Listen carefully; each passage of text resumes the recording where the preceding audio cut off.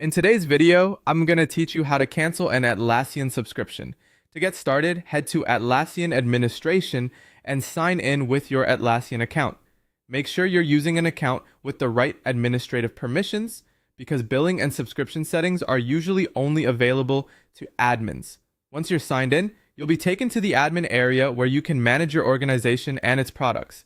If you manage more than one Atlassian organization, the next thing you'll want to do is select the correct one. This is important because subscriptions are tied to a specific organization, and choosing the wrong one can make it seem like the plan you want to cancel isn't there. Take a moment to confirm that you're in the organization that contains the subscription you want to remove. After that, go to the left-hand menu and click Billing. From there, select Manage Subscriptions or Subscriptions, depending on what your admin view shows.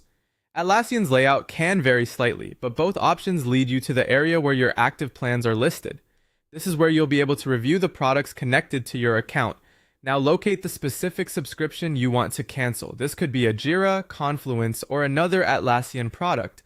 Once you find it, click on that subscription to open its details. Be careful to choose the correct plan, especially if you have multiple products or different service tiers under the same organization.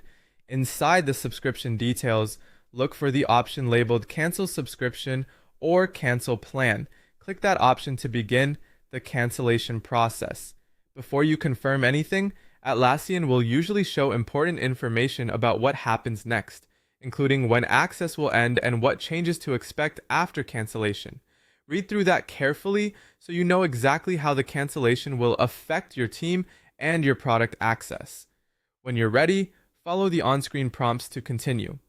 Atlassian may ask you to confirm your choice before the cancellation is finalized. Go ahead and confirm that you want to cancel the subscription.